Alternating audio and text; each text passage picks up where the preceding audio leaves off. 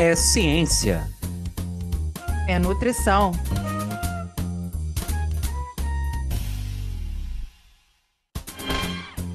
É nutrição. É ciência. Ciência Ciência da da nutrição. nutrição. Bom, no ar, mais um episódio do podcast Ciência da Nutrição, que tem como objetivos principais trazer para vocês aí de casa novas informações, atualizações sobre a ciência e sobre a nutrição. E também nosso objetivo é promover mudanças de hábitos, né, para que as nossas informações aqui, veiculadas, né, elas possam impactar o dia a dia de vocês. Então, gostaria de agradecer os ouvintes que estão acompanhando a gente aqui, né, e nas nossas redes sociais. E agradecer também hoje a presença da nossa convidada, a doutora Laurence Alves. E vou apresentá-la um pouquinho, né, e depois passo a palavra a ela. A Laurence é professora adjunta do Departamento de Ciências dos Alimentos da Universidade Federal da Bahia, com ênfase em gastronomia, cultura alimentar e estudos críticos da alimentação. Ela é doutora em alimentação, nutrição e saúde pela UERJ e possui experiência robusta em pesquisa e extensão, coordenando os projetos como ONG, Saberes e Práticas da Cozinha de Santo, com foco em afro-brasilidades alimentares. A sua atuação ela engloba gastronomia brasileira, cozinhas regionais, alimentação quilombola e interseção entre raça, gênero e alimentação, contribuindo para o campo da nutrição através de uma perspectiva sociocultural e histórica da alimentação. Muito bem-vinda, Laurice, né? Hoje o nosso tema é a nutrição, que veio da diáspora, saberes ancestrais da cozinha brasileira. Fico muito feliz de ter você aqui com a gente hoje, né, nesse episódio. E a gente sempre começa os nossos episódios pedindo para os nossos convidados se apresentarem um pouco e falar um pouco da sua trajetória, né, de como você chegou até aqui. Então, muito bem-vinda mais uma vez e passo a palavra a você para que você possa, então, fazer essa apresentação aí sua para a gente. Obrigada. Tá ótimo. Primeiramente agradecer a Manuela e o Anderson e a Raíssa também, que teve o tempo de ter contato comigo, pelo convite, pela recepção, pelo projeto também. Acho que toda iniciativa de divulgação científica, de circulação de informação segura, de informação confiável, principalmente nos dias de hoje, com tanta fake news e desinformação aí circulando, precisa sempre ser louvada. Meu nome é Lawrence Alves, então, para todos, todas e todos que estão me ouvindo, eu tenho uma formação, como disse uma amiga minha, não monogâmica, porque flertei ao longo da minha formação entre diferentes instituições e também entre diferentes áreas, né? O Brasil ele ainda valoriza muito as formações monogâmicas e as pessoas que vêm, né, que fazem carreira em lugares, mas quando a gente está pensando em produção de conhecimento em escala mundial, a gente tem outras perspectivas e outros olhares, né? E existe uma valorização também para as formações não mono, por assim dizer, porque elas fizeram sentido para mim também, né? Então, eu venho da história, é minha primeira formação. A gente sai da história, mas a história não sai da gente. Inclusive, eu trago muito do campo da história para as minhas pesquisas.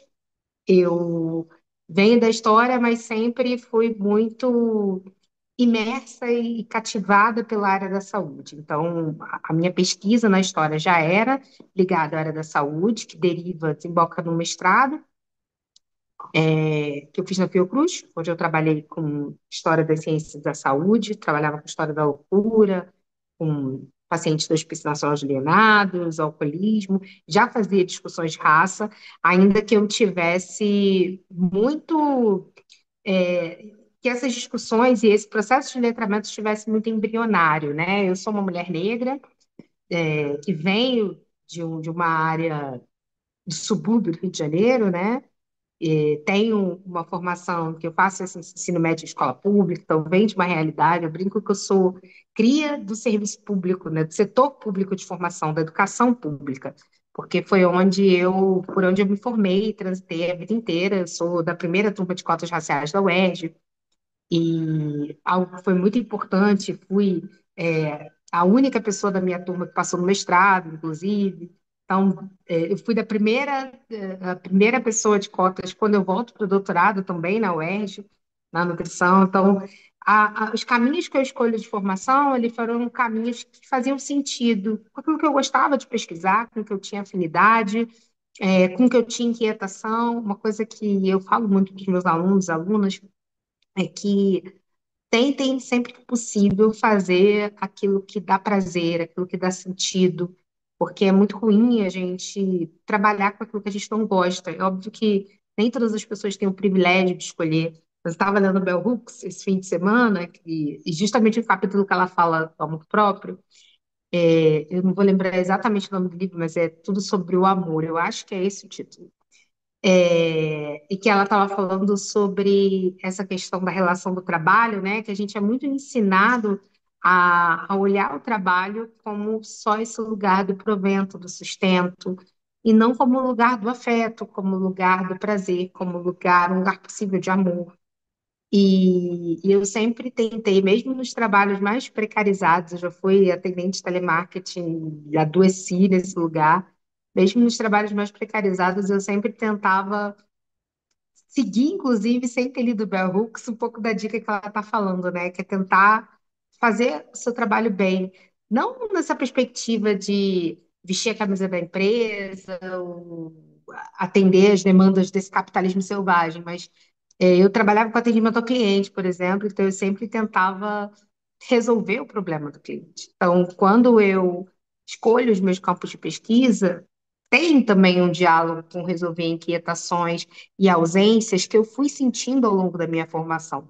Eu normalmente procurei pesquisar aquilo que eu não encontrava resposta.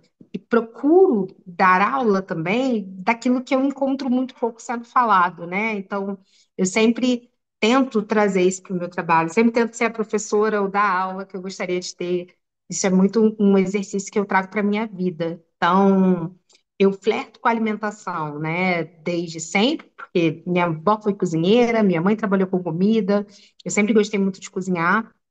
Mas eu decidi fazer uma segunda graduação em gastronomia aos 30 anos, uma coisa meio epifânia, mas que tinha muito a ver com me entregar a uma paixão. Eu brincava que se nada desse certo, eu ia fazer gastronomia e trabalhar com comida. E quando eu entrei, no meu primeiro dia da graduação, primeira aula, eu fiz o FRJ, que era possível também, que inclusive quando eu tivesse com a vida ganha dando aula não ia chegar, mas era também porque quando eu estava no ensino médio, eu fiz ensino técnico em turismo, e que eu gostava da área de alimentos e bebidas, dentro do turismo, não tinha faculdade pública, e eu não ia ter dinheiro para fazer uma faculdade particular de gastronomia, que não é barato. E aí, quando eu entrei na FRJ na primeira aula, e eu entro no laboratório, eu escuto a professora apresentando o laboratório, apresentando o programa da disciplina, ali eu tive a certeza de que era isso que eu queria fazer para minha vida, assim. Então, eu tenho o privilégio de poder viver daquilo que eu amo fazer, que é dar aula, que é pesquisar sobre alimentação, que é cozinhar também, né? Ainda que a cozinha nem sempre está nesse lugar principal, da renda principal, mas eu gosto muito de trabalhar também com a dimensão prática, né? Com o fazer, com o cozinhar. E com trocar com quem faz, com quem cozinha. Então, hoje eu tento exercitar muito, principalmente a extensão universitária. Então, estar sempre em contato com quem está fazendo, com quem está produzindo, porque eu entendo também que a universidade ainda é um espaço muito elitista. Aqui, por exemplo, na Universidade Federal da Bahia, a gente tem um curso noturno, o que já possibilita um pouco mais os trabalhadores frequentarem a universidade. Eu diria que, em média, 90% do nosso corpo discente da gastronomia são trabalhadores, trabalhadores de cozinha, mas a gente ainda tem muitos desafios, mas eu entendo também que não é só a formação regular de graduação o único caminho da universidade. Se acessar a universidade, é a universidade existir. Então, eu sempre venho pensando outras formas de trocar mesmo, e não só nesse sentido horizontal, né, a universidade que ensina, mas principalmente a universidade que aprende, porque cada dia vou fazer 2 anos que eu estou aqui na Bahia, eu estou em Salvador, e eu aprendo muito com quem trabalha com alimentação aqui, sim, muito mais a cada dia, especialmente com as mulheres pretas que transformam a comida que, enfim. Legal conhecer essa expectativa, né, do que é a vida. É muito legal, talvez uma área mais filosófica que a gente possa entrar, né, Manuela? A gente sempre deixa para o final isso, mas é legal ver essa construção do que a gente entende por trabalho e vida. E eu até estava com um caminho quando cheguei para esse podcast aqui agora, mas eu acho que a gente não pode perder essa experiência da Lawrence com relação a ser historiadora, né? E, obviamente, ser ao mesmo tempo nutricionista também. Então, como a gente tem um tema muito grande, eu fiquei muito curioso e talvez as pessoas lendo o tema também ficariam. Eu queria começar pela primeira parte do nosso tema hoje, né? A nutrição que veio, né? Ou que vem, né? Mas vamos pegar pelo que veio da diáspora. Queria que você entrasse nesse conceito, né? Talvez o que é diáspora, o que tem essa relação da nutrição com essa palavra um pouco mais diferente, que talvez a gente não fale tanto, mas eu acho que já traz para a gente um caminho bastante interessante de refletir sobre o lado da nutrição. Mas, primeiro, eu não sou nutricionista. Eu sou doutora em nutrição, mas eu não sou nutricionista. Ah, boa correção Acho então. porque Então tá ótimo. eu acho que é importante também. Eu fui abraçada pela nutrição, eu acho que por assim dizer. Ao contrário de muita gente, eu sou formada em gastronomia e em história. São dois campos que brigam muito. Eu sou a pessoa da paz e das pazes. Assim, eu tenho uma relação muito boa tem várias amigas, inclusive, nutricionistas, e não é só papinho do não tenho nada contra ter até amigos, não. Realmente é uma área que me abraçou muito. Eu entendo os conflitos, mas eu sempre defendo que se a gente conversasse mais e trabalhasse mais junto, o céu era o limite, assim, né? O mundo seria nosso.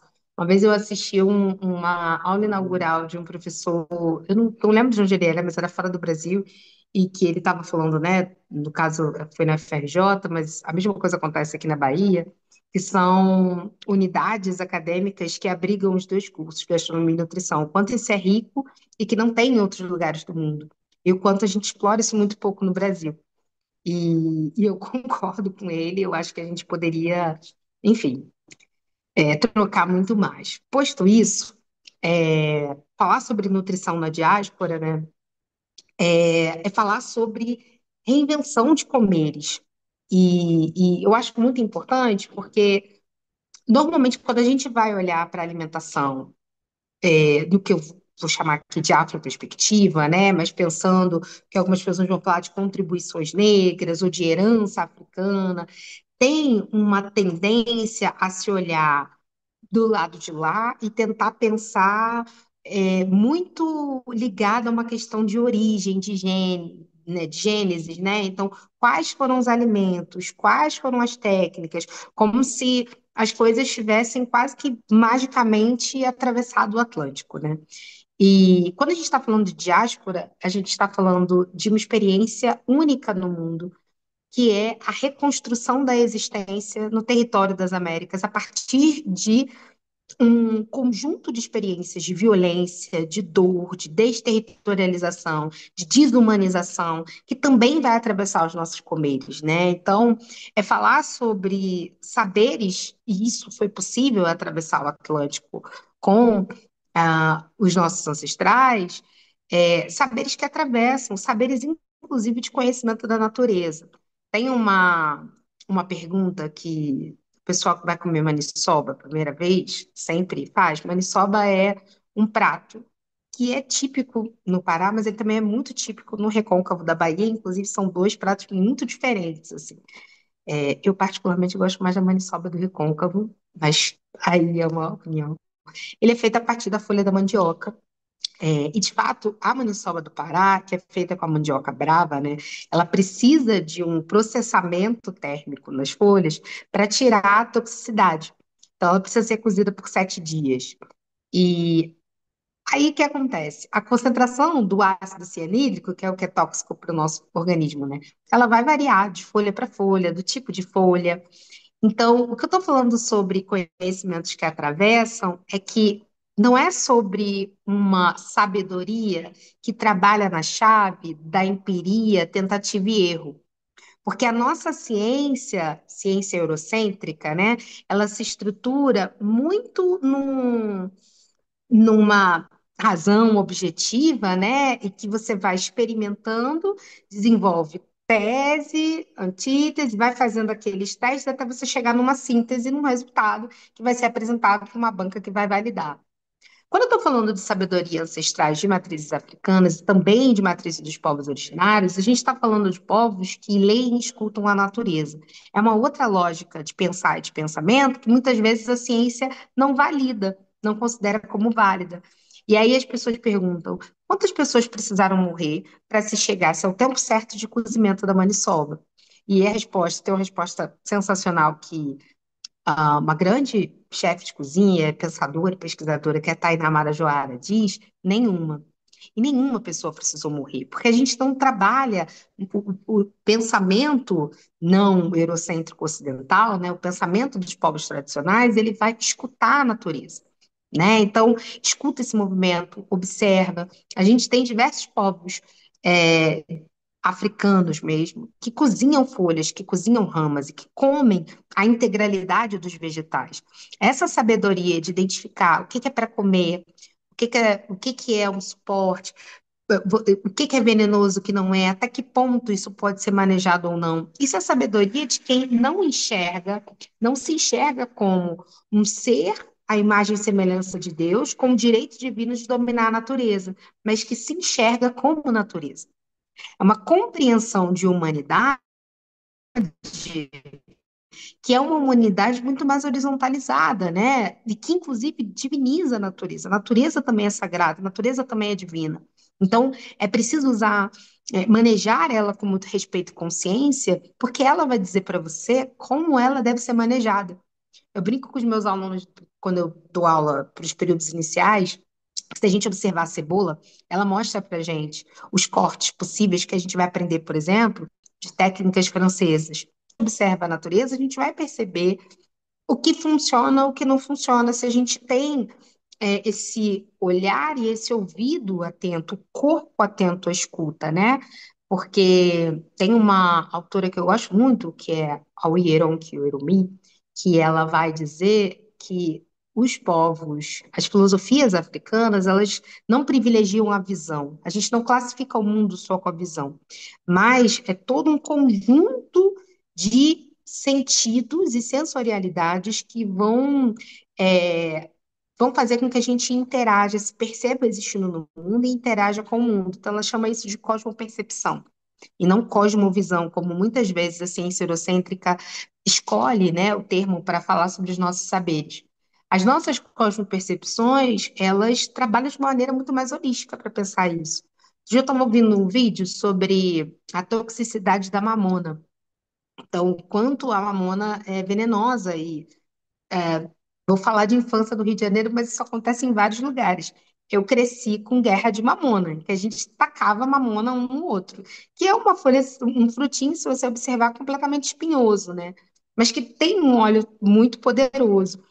E esse flerte, né, do que é veneno e o que é cura, ele ganha uma outra dimensão em cosmopercepções de matrizes africanas.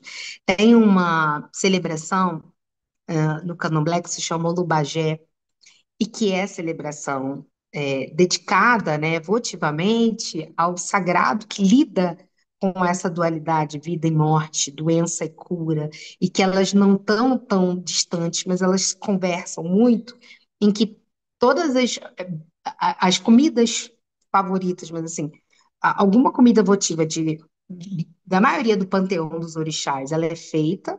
Tem casas de santo que chegam a ter um cardápio com 21 pratos que vão ser servidos, e todos eles são colocados na folha de mamona. E a gente come da folha de mamona. Então, há um conhecimento do limite dessa toxicidade e aonde ela vai manejar. Você não vai comer a folha da mamona, mas aquilo não nos envenena. E essa folha, antes de tudo, é passada pelo corpo com foco na área, né, em que você precisa de uma atenção maior nessa dimensão da saúde, e depois você come, faz o AG1 comendo coletivamente, porque essa energia ela está circulando coletivamente, e depois você devolve essa folha para a natureza. Tudo orgânico, tudo integralmente sendo utilizado, e é um outro é um outro lugar de conhecimento. Então, falar de nutrição na diáspora é falar de conhecimentos e saberes que, durante muito tempo, e ainda hoje, não são integralmente valorizados por essa academia, não são considerados, muitas vezes não são nomeados. Uma tecla que eu bato muito é: eu sou muito fã do guia alimentar para a população brasileira. Eu acho que revoluciona a forma de se pensar a noção de saúde, porque desloca muito de micro e macronutrientes e nomenclaturas que às vezes distanciavam a gente da comida e promove um retorno à comida, ao cozinhar, a comensalidade do comer junto, do fazer comida junto, de comer a comida de verdade, né, o alimento in natura. Mas eu sinto falta de nomear a autoria de que as práticas que estão sendo descritas ali como saúde são as práticas tradicionais e ancestrais dos povos originários e dos povos de matrizes africanos. Isso não está posto, né? Então fica parecendo, muitas vezes, que um grupo de pensadores acadêmicos repensou uma forma de comer, quando na verdade você está organizando práticas ancestrais, está se organizando práticas diaspóricas. E quando a gente está falando de diáspora, né, a Lélia Gonzalez tem um termo que eu gosto muito para falar de diáspora, que é diáspora amefricana, porque a gente não está falando mais de africano, a gente está falando de negros americanos e africanos, a gente está falando de uma junção de coisas. Porque muitas vezes, quando vai se pensar alimentação no Brasil, né, pensar numa perspectiva histórica, há uma construção de uma ideia de um tripé étnico, brancos, negros e indígenas, como se cada um tivesse uma bolsinha de contribuição nessa grande miscelânea harmônica que é a cozinha brasileira. Quando eu, na verdade, enxergo ao longo, e isso vem se reforçando muito ao longo das minhas pesquisas, em que você tem muito mais uma divisão dual, um olhar eurocêntrico de se alimentar e um olhar de povos tradicionais de se alimentar, porque a, a linha fronteiriça entre os conhecimentos, saberes e práticas desses africanos forçadamente, né, postos em diáspora, que é essa vinda forçada enquanto escravizados, e os donos da terra, né, os povos originários, ela é muito tênue. Há muito mais diálogo e interlocução do que separação. É muito difícil você separar isso aqui é daqui, isso aqui é daqui. É muito mais imbricado. Inclusive, quando a gente vai pensar na relação de pensar em si, de pensar o meio, de pensar também o que se come, como se alimenta o corpo.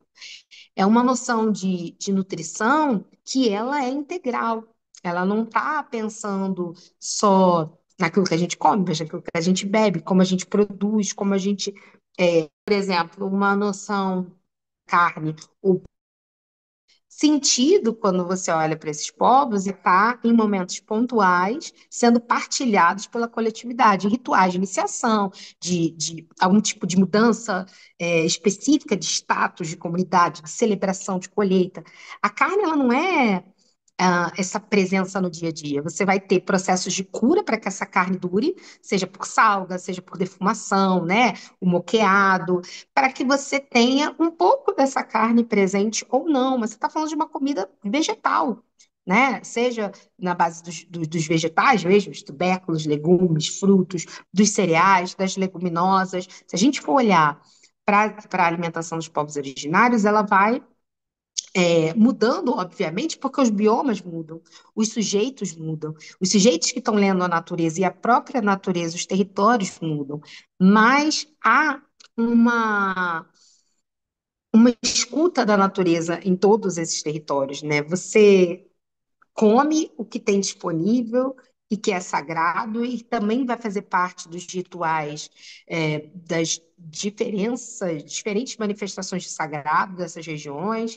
Então, tudo isso dialoga, né? Então, para mim, em resumo, nutrição na diáspora é pensar em diálogos indo-africanos, em diálogos americanos, né? Em diálogos entre povos originários e povos de matrizes africanas que reconstroem uma outra relação com comer, uma outra relação de saudabilidade, a partir dos saberes e conhecimentos que vêm de lá, que já estavam aqui e que se ressignificam nos novos territórios. A Ellen tem um recadinho para a gente. Ellen, pode falar.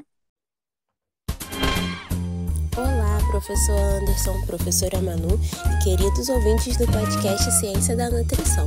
Como indicação de leitura para aprofundar nossos conhecimentos, trago o artigo Culinárias Africanas e seu Potencial de Saudabilidade, publicado em 2025 na revista Demetra, Alimentação, Nutrição e Saúde. Nessa leitura, podemos compreender como a culinária africana baseada em saberes ancestrais não é só culturalmente rica, mas também saudável e alinhada com as recomendações do Guia Alimentar para a população brasileira. O artigo, inclusive, analisou fichas técnicas de preparações tradicionais de países africanos para comprovar a saudabilidade dos pratos.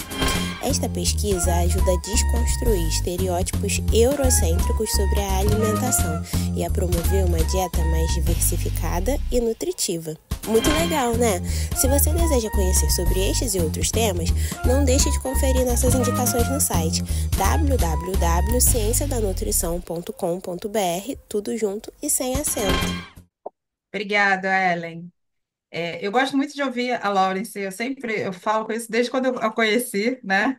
Desde a primeira vez que eu a conheci, que foi dando uma aula, e aí eu fiquei apaixonada em ouvi-la. É, e você falando agora, né, você tocou no guia alimentar, né, que é assim, acaba sendo uma referência, né, muito importante para a gente enquanto nutrição, né, enquanto nutricionista.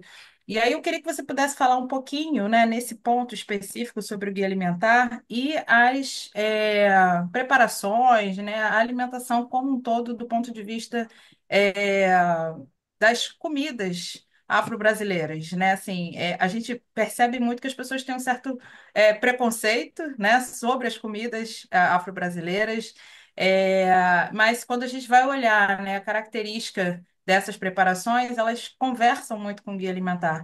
Então, eu gostaria que você pudesse falar um pouquinho sobre essa relação, né, e o que que a gente pode fazer também para tentar modificar isso de alguma forma, né? Entendendo que, por exemplo, numa escola, né, onde a gente tenha lá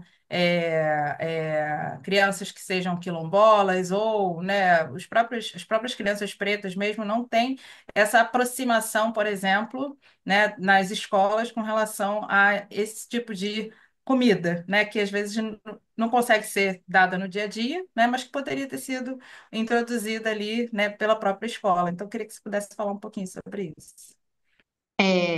Como a gente passou muito tempo com uma noção de saudabilidade que estava muito afastada da comida, né, que foi quase se medicalizando mesmo, e de pensar num equilíbrio, né, de nutrientes, a, a comida de verdade, né? A comida de comunidades tradicionais, ela foi sendo lida ao longo do tempo como uma comida ruim, que não era nutricionalmente equilibrada, que não era saudável.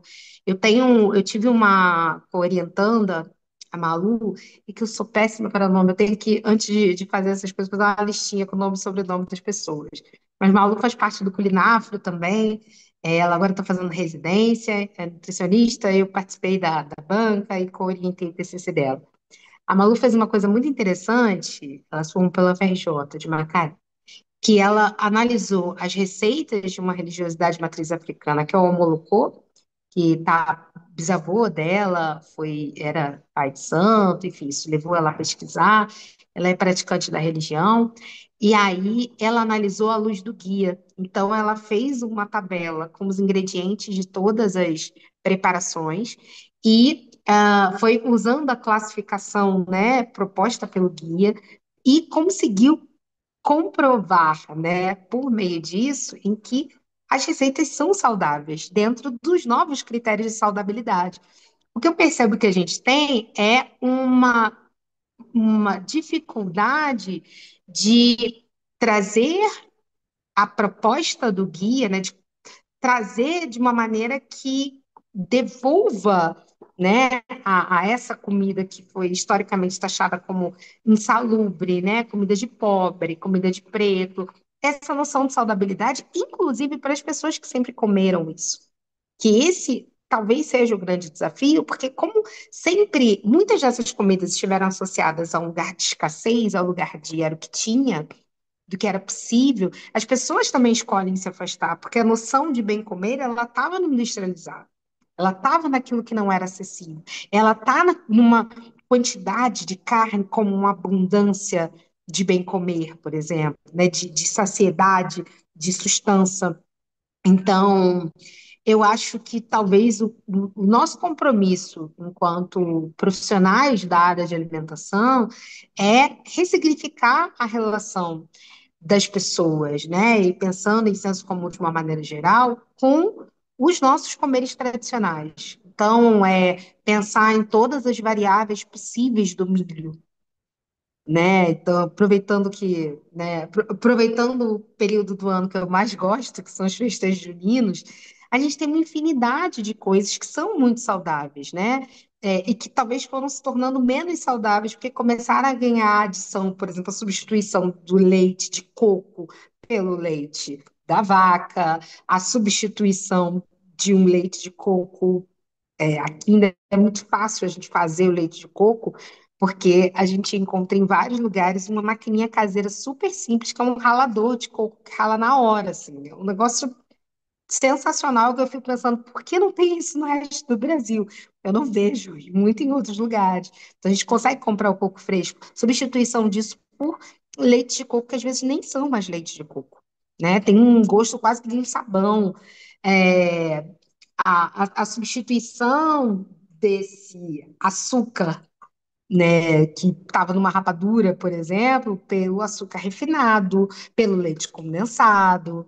Então, entender e como é que isso acontece para a gente ver como é que a gente volta. Então, eu acho que o movimento hoje ele tem sido de retorno, né? Eu estava lendo uma matéria sobre a ascensão dos refrigerantes naturais e fiquei pensando em algo que a gente faz até eu dou aula de bebidas hoje, a gente faz gengibirra, que é um refrigerante natural e que é um fermentado de gengibre. Pode ser feito com abacaxi, que a gente vai encontrar no tepache dos povos originários, no aluá dos povos de matrizes africanos. A gente fazia isso, mas isso está no lugar da bebida desqualificada, né? Então, quando eu falo da importância do guia alimentar se colocar como o nomeador e o reconhecedor dessa sabedoria das comunidades tradicionais é devolver essa autoridade, porque quando a gente chega, né, agora, nesse lugar da academia, que vai dizer, não, mas o que vocês estão comendo está certo, agora está certo, que a vida inteira teve errado, a vida inteira eu aprendi que isso não era bom, era a maçã, sabe? A gente tem uma variedade gigantesca de frutas. Qual é o sentido da gente chegar em alguns lugares e só ter maçã, e só ter alface? A gente vai indo para uma homogeneização do comer que foi matando frutos tradicionais. Eu provei esse fim de semana um suco de araçá-mirim. Eu nunca tinha provado isso na vida. É um negócio sensacional. E por exemplo, o doce de araçamirim, ele era um doce que fazia parte dos tabuleiros. Tem um aluno nosso aqui, inclusive, que foi estudar mais sobre isso no mestrado. Como é que isso foi desaparecendo, né? Até quando a gente olha para o tabuleiro, para essas figuras mais icônicas e patrimonializadas, né? E reconhecidas nacionalmente como o tabuleiro da Baiana, você não tem mais a configuração que existia, há uma redução para fazer caber num formato tipo exportação, num formato comercial. Então, é fazer um movimento, e por isso eu brinco que a história não sai de mim, mas nesse ponto, a memória é muito importante, né? A gente resgatar esse lugar dessa memória e valorizar, né, esses preparos tradicionais, para além só de um momento do ano. Né? Eu acho que a gente pode comer milho, mandioca, arroz, feijão, e deve o ano inteiro. A gente tem uma infinidade de possibilidades de coisas sendo feitas aí. Acho que é por aí. Lawrence, entrando agora um pouco, minha pergunta foi um pouco mais inicial para a parte de história, agora eu vou entrar um pouco mais no outro lado da gastronomia. A gente é um podcast que fala também muito da parte de ciência, né? De estudos científicos e tudo mais. Eu queria saber um pouquinho de você, do que você tem estudado, ou que você tem agora um conhecimento um pouco melhor, ou que há, obviamente, talvez novidade mais para frente, dessa relação de ingredientes, alimentos, talvez técnicas, que cada vez agora vão estar mais consolidados dentro da área da gastronomia, né? O que tem de novidade que você tem observado aí que vai reforçar essa ideia da ancestralidade com esses ingredientes, e que talvez as pessoas talvez nem conheçam que isso já existia e que agora passa a ter um ganho maior, não só do ponto de vista de aplicação, mas também do ponto de vista científico. Uma coisa que eu venho batendo muito nessa tecla e insisto, né? Quando a gente está olhando para a alimentação numa afroperspectiva, a gente está falando de sujeitos fragmentados no território, né, que é a diáspora.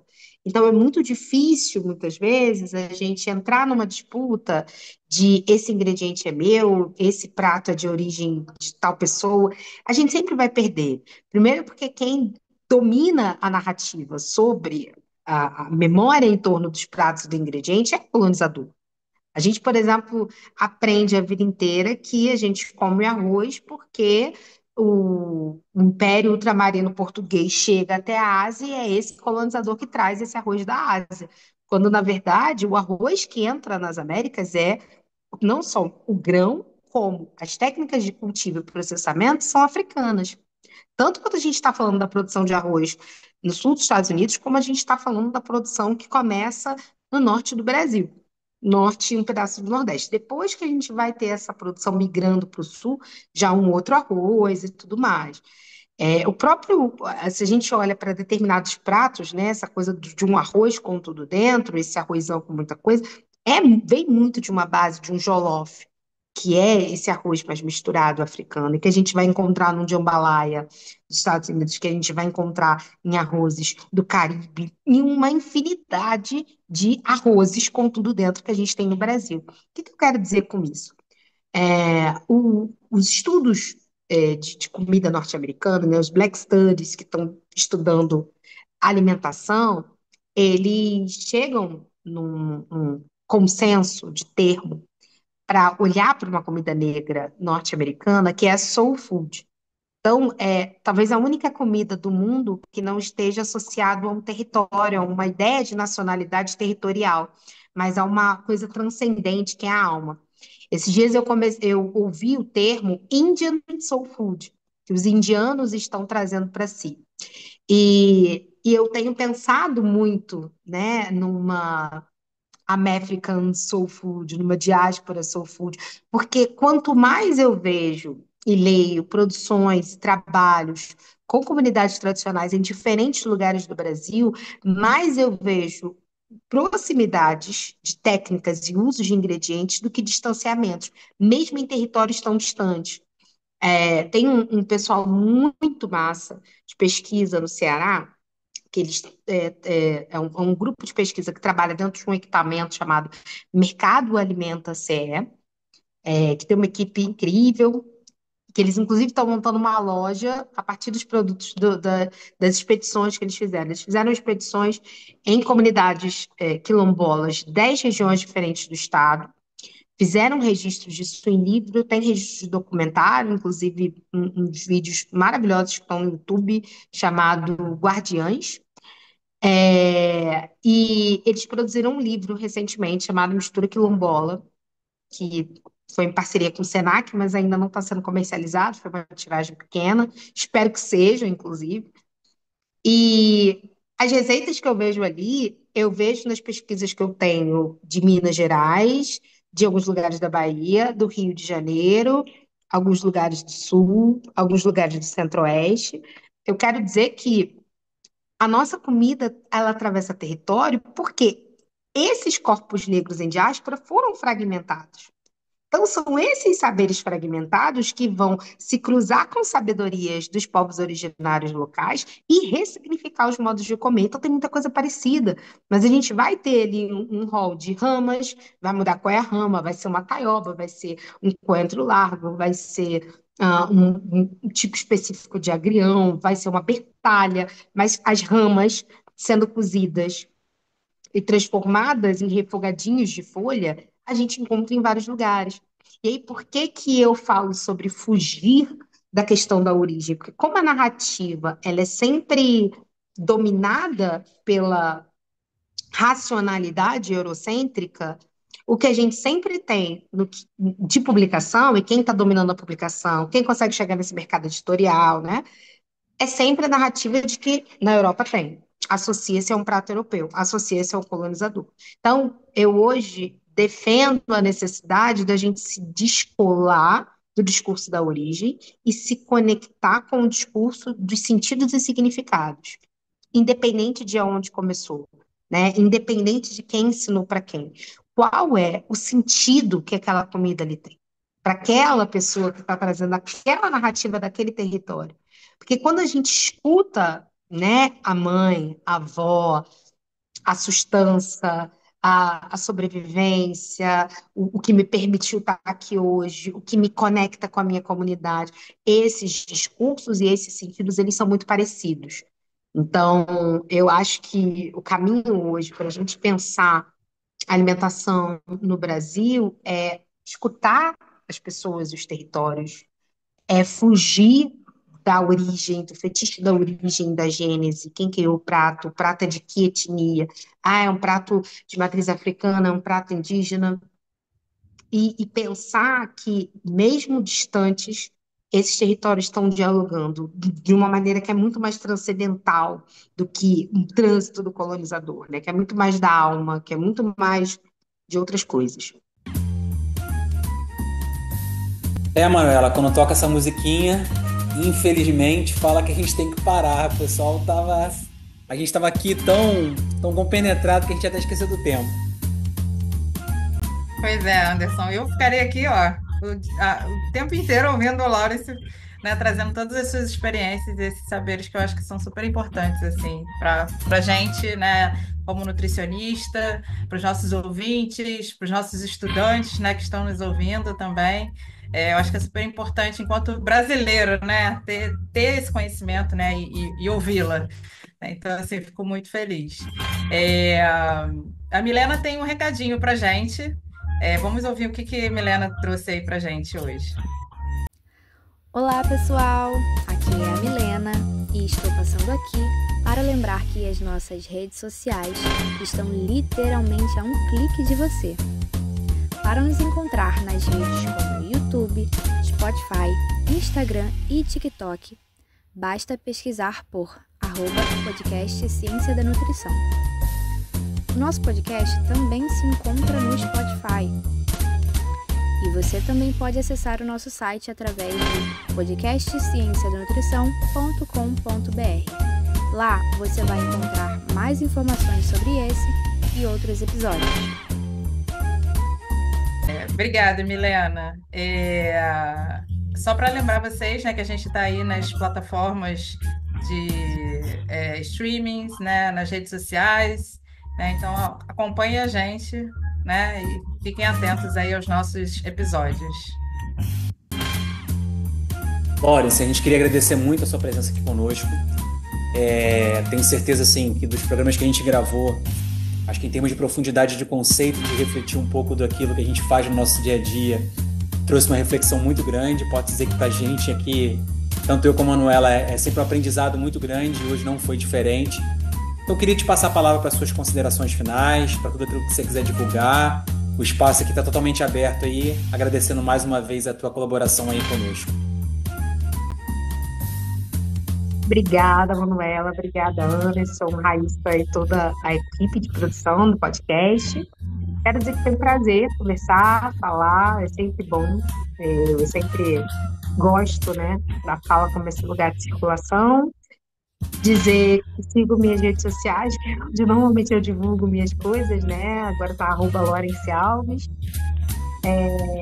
E fiquem atentos, eu espero que ainda esse ano eu já está na mão do estou fazendo capa, meu primeiro livro oficialmente saia, que eu vou sintetizar um pouco de muito do que eu estou falando na pauta escrita, né, na letra escrita, que também é importante, principalmente para quem está produzindo ciência.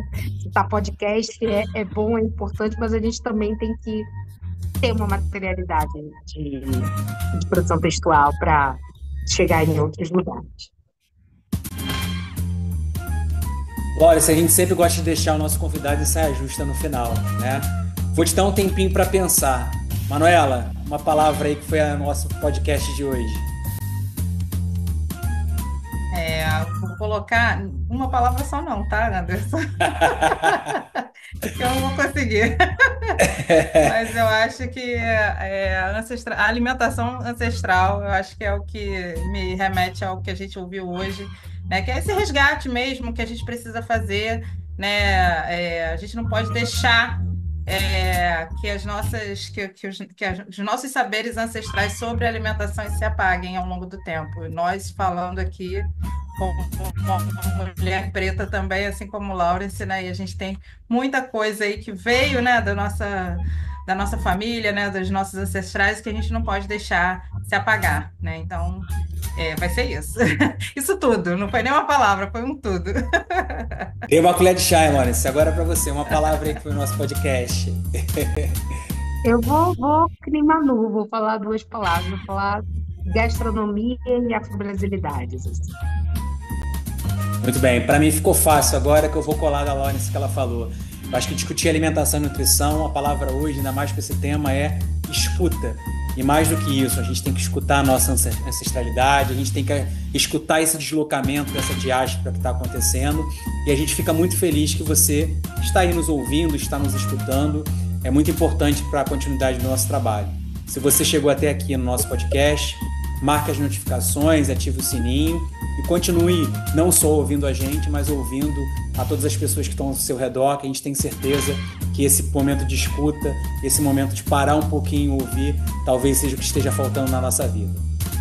Continue acompanhando a gente nas redes sociais, siga o nosso canal, podcast Ciência da Nutrição.